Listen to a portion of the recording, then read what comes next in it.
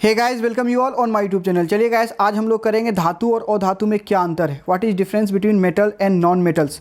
ये basic chemistry के lecture number 2 है। इससे पहले लेक्चर नंबर 1 में हम लोग मैटर क्या है, पदार्थ किसे कहते हैं, उसका क्लासिफिकेशन यानी वर्गीकरण को कंप्लीट कर लिए हैं। और तत्व यानी एलिमेंट को 3 तरह से बांट सकते हैं, एक मेटल यानी धातु, एक नॉन मेटल यानी अधातु और एक मेटोलॉइड यानी उपधातु में। तो आज का क्वेश्चन है कि धातु और अधातु में क्या अंतर होता है।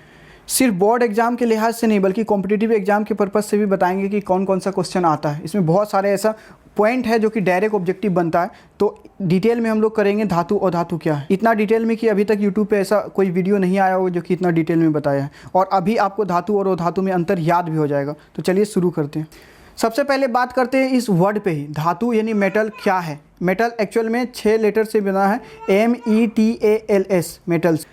और इसमें हर एक लेटर का कुछ ना कुछ अपना एक मीनिंग है। जैसे एम का क्या मतलब हुआ, एक एक करके चर्चा कर लेते हैं। एम का हुआ मेलिएबिलिटी, आघात वर्धन्यता। सवाल है कि ये मेलिएबिलिटी या आघात वर्धन्यता क्या है। तो किसी भी पदार्थ को वो गुण जिससे जो कि इसे चोट सहने के लायक बनाता है वो होता है मेलिएबिलिटी यानी आघात वर्धन्यता। यानी किसी पदार्थ का ऐसा गुण जो चोट को सह सके। और इसी धातु के इसी गुण के कारण, मेटल के इसी प्रॉपर्टी के कारण इसको हम लोग हथौड़े से पीट पीट कर लंबी लंबी चादरें यानी पतली पतली सीट्स बना पाते हैं। ई क्या है यहाँ पे, ई है इलेक्ट्रिकल कंडक्टिविटी, विद्युत चालकता। और विद्युत चालकता के इस गुण के कारण इलेक्ट्रॉन इससे आराम से फ्लो कर सकता है। यानी कि एकदम सीधा सिंपल बोले कि आपको अगर करंट मार दे किसी भी मैटर से हो कि किसी भी पदार्थ से होकर, तो आप समझ जाए कि वो इलेक्ट्रिकल कंडक्टिविटी है। जैसे आप देखेंगे तांबा, लोहा, इन सब से करंट आसानी से पार कर सकता है। इसलिए ये सब क्या है, मेटल्स यानी धातु है। और इसका आगे जाके नोट्स भी ये सब बातें लिख भी दी हैं, तो आपको घबराने का जरूरत नहीं। अभी आप खाली ऊपर ऊपर समझ लें, बाकी एक एक पॉइंट्स को लिख भी दिए आगे जाके। टी क्या है यहाँ पे, टी मतलब होता है टेंसिलिटी, तन्यता। तन्यता यानी कि जिसको हम लोग तान पाए, खींच पाएँ, और जिसे खींच कर हम लोग लंबी लंबी तार बनाते हैं। जैसे आप देखेंगे कॉपर का वायर होता है, बहुत पतला होता है और लंबा लंबा होता है, तो वो कैसे बना पाते वो भी आगे देखेंगे। और टी का एक और मीनिंग है थर्मल कंडक्टिविटी, उष्मीय चालकता। यानी कि आप समझे कि उष्मा का भी ये चालक है, मतलब इलेक्ट्रिसिटी का तो चालक है ही, इलेक्ट्रिसिटी का भी फ्लो होता है, उष्मा का भी कंडक्टर, हीट का भी कंडक्टर है। यानी कि अगर आप एक और गर्म करते किसी भी चीज़ को तो दूसरा और अपने आप गर्म हो जाएगा। आप लोहे का कोई तवा ले लीजिए, एक और गर्म करते तो दूसरे और मतलब यहाँ से वहाँ तक गर्म हो जाता है। लेकिन लकड़ी में वैसा नहीं होगा। लकड़ी के एक छोर गर्म करने से दूसरा छोर गर्म नहीं होगा, क्योंकि लकड़ी जो है नॉन मेटल और धातु है, और लोहा जो है धातु है। इसलिए एक और गर्म करेंगे तो दूसरा और गर्म हो जाएगा। ए क्या है, एलॉय फॉर्मेशन, मिश्र धातु का निर्माण। धातु ही होता है जो दो या दो से अलग तरह के धातु मिलकर एक नए तरह का धातु बना देता है। आगे आप देखेंगे जैसे पीतल, पीतल कैसे बना है, उसमें कॉपर एक तो जिंक दोनों मिला है तो जाके पीतल बना है। तो कॉपर एक अलग धातु है, जिंक एक अलग धातु है, दोनों के मिलने से पीतल बन गया, जिसको बोलेंगे मिश्र धातु यानी अलॉय। आगे बात करते हैं एल क्या है। एल से होता है लस्टर, लस्टर यानी चमक। धातुओं में एक विशेष प्रकार की चमक पाई जाती है। कोई भी धातु कितना भी गंदा क्यों नहीं, चाहे लोहा में कितना भी जंग क्यों नहीं लग गया, अगर उसको आप काटेंगे तो अंदर इतना चमकीला सतह मिलेगा कि आप चकाचौंध हो जाएंगे उसके रोज, मतलब बहुत ज़्यादा चमकीला सतह मिलता है, क्योंकि इसमें एक विशेष प्रकार की चमक पाया जाता है। और एस है सोनोरस यानी आवाज़ गूंजने वाला।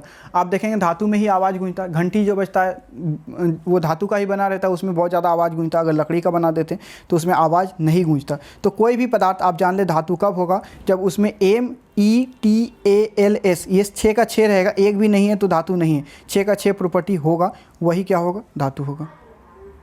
तो एक एक करके हम लोग अब डिटेल में देखते हैं कि धातु किसे किसे हम लोग कह सकते हैं। अब आते हैं एक एक करके। जैसे यहाँ बताया METALS से मेटल बनता है, तो एम का क्या मतलब हुआ, एम मेलिएबिलिटी यानी आघात वर्धन्यता। और जैसा कि बताएं आघात वर्धन्यता का मतलब हुआ चोट सहने की क्षमता। तो किसी पदार्थ का ऐसा गुण जिसके कारण इसे पीट पीट कर पतली पतली चादरें बनाई जा सकती है, उसे आघात वर्धन्यता कहते हैं। ये एक मेटर है, इसको हथौड़े से पीट कर ऐसा पतला पतला सीट बना पाते हैं, तो इसमें चोट सहने की क्षमता है। वरना अगर आप पत्थर लेंगे और अब पत्थर पे आप हथौड़े से मारेंगे तो पत्थर चूर चूर हो जाएगा, चोट बर्दाश्त नहीं कर पाएगा। लेकिन मेटल बर्दाश्त करता है और इसे पतली पतली चादरें बनाई जा सकती है। ये देखिए एल्यूमिनियम है, एल्यूमिनियम का पतली पतली फॉइल्स बना सकते हैं आप, थिन फॉइल्स बना सकते हैं। एम का मतलब समझ में आ गया। मेलिएबिलिटी क्या है, एक ऐसा प्रॉपर्टी है जिसे हैमर से पीट पीट कर लंबी लंबी सीट्स बना सकते हैं आप। सबसे अच्छा एक नोट याद रखेंगे कि gold is the most malleable metal. सोना जो है सबसे ज़्यादा आघात वर्धनी धातु है। यानी सोना को आप बहुत ज़्यादा पतली पतली सीट बना सकते हैं। इवन बता दें आपको, सोना को आप इतना पतला कर सकते हैं कि ये ऋणात्मक यानी नेगेटिव में चला जाएगा, और एक टाइम पर सोना दिखना बंद हो जाएगा, मतलब नैनो में चला जाता है, ये नैनो पार्टिकल तक चला जाता है, और सोना आपको दिखना बंद हो जाएगा अगर आप इसको पतला करते रहेंगे। इतना पतला कर सकते हैं सोना को, इतना मेलिएबिलिटी होता है। सबसे ज़्यादा अगर मेलिएबल धातु को पूछे तो आप बताइए सोना। तो आई होप एम का मतलब यहाँ पे आपको समझ में आ गया होगा। अब नेक्स्ट देखते हैं यहाँ पे ई का क्या मतलब है। ई का मतलब है इलेक्ट्रिकल कंडक्टिविटी। ई का मतलब है यहाँ पे इलेक्ट्रिकल कंडक्टिविटी यानी विद्युत चालकता। और विद्युत चालकता का सिंपली मतलब आप समझिए जिससे होकर करंट आसानी से पार हो जाए वो विद्युत धारा का चालक होगा, इलेक्ट्रिसिटी का कंडक्टर होगा, इलेक्ट्रिकल कंडक्टिविटी उसमें पाया जाएगा। तो किसी भी पदार्थ का वैसा गुण जिसके कारण इनसे होकर विद्युत धारा का प्रवाह हो सकता है उसको बोलेंगे क्या, विद्युत का ये चालक है। जैसे आप देखें कॉपर जो है इससे करंट पास होता है, आयरन इससे करंट पास होता है, सिल्वर इससे करंट पास होता है। तो ये सब क्या है, विद्युत का चालक है, ये सब कंडक्टर है इलेक्ट्रिसिटी का। अच्छा, इसमें क्वेश्चन पूछता है कि इलेक्ट्रिसिटी का सबसे अच्छा कंडक्टर कौन है, तो याद रखिए आप, silver is the best conductor of electricity. Silver से अच्छा कंडक्टर इलेक्ट्रिसिटी का कोई है ही नहीं। आप यहाँ पे कुछ लिस्ट दिया गया, सबसे अच्छा कंडक्टर सिल्वर, उसके बाद कॉपर तांबा, उसके बाद सोना, फिर एल्यूमिनियम, फिर बेरिलियम, फिर कैल्शियम, फिर मैग्नीशियम, फिर रोडियम, फिर सोडियम, फिर इरिडियम। ये कुछ बहुत ही अच्छा कंडक्टर है इलेक्ट्रिसिटी का।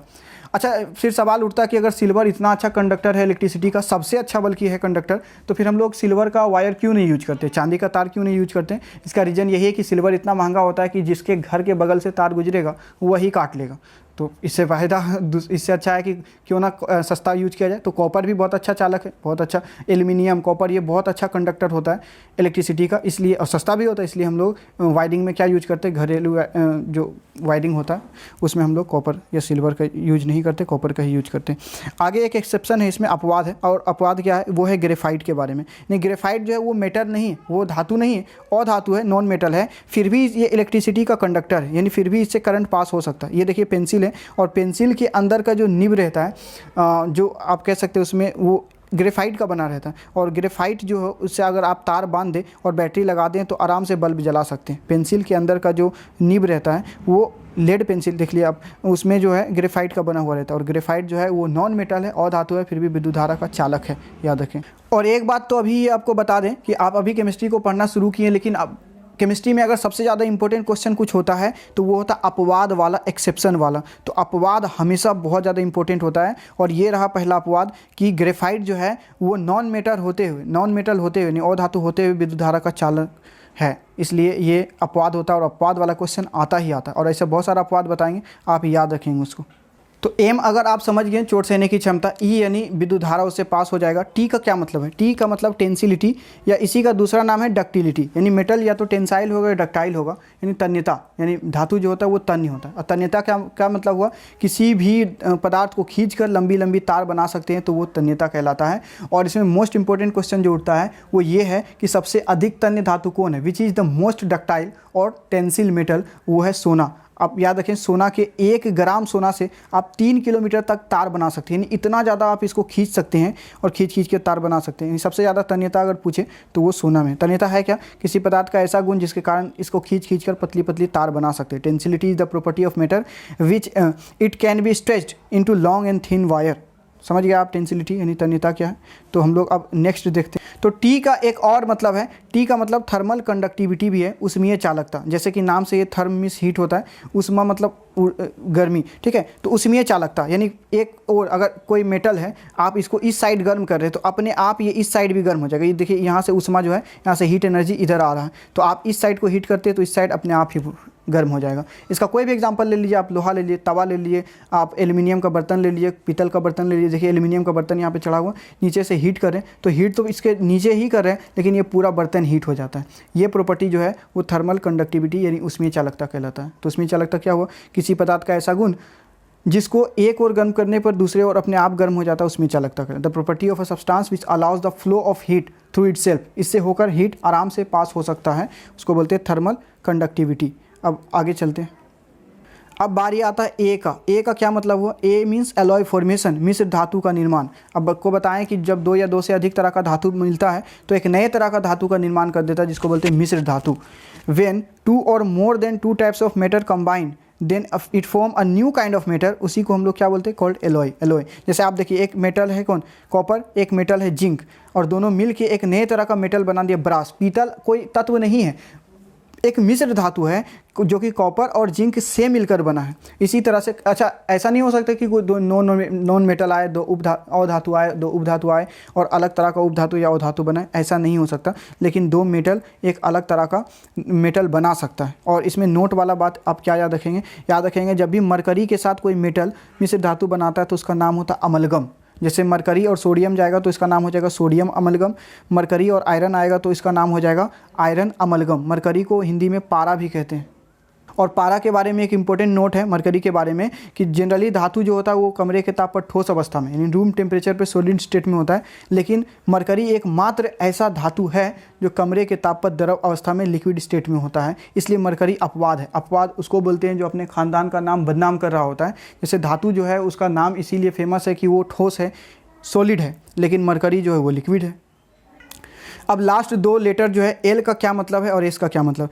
एल मीन्स लस्टर, लस्टर यानी चमक। तो धातुओं में एक विशेष प्रकार की चमक पाई जाती है। Metal have a special kind of shining. आप देखें कितना भी सड़ा से सड़ा मेटल हो, लोहा में जंग लग गया उसको भी आप अगर काटेंगे बीच में से तो एक शाइनी सरफेस मिलेगा। आप कॉपर ले लीजिए, सिल्वर ले लीजिए, आयरन ले लीजिए, गोल्ड लीजिए, हर जगह पे आपको ये शाइनी सरफेस देखने को मिलेगा। लेकिन यहाँ पे भी अपवाद है, एक्सेप्शन है। एक्सेप्शन क्या है, लेड भी एक तरह का मेटल ही होता है, लेकिन लेड जो होता है डल होता है। डल बोले एकदम मंद होता है, यानी इसका जो शाइनिंग नहीं रहता, ये शाइनिंग इसमें नहीं पाया जाता, चमक नहीं पाया जाता।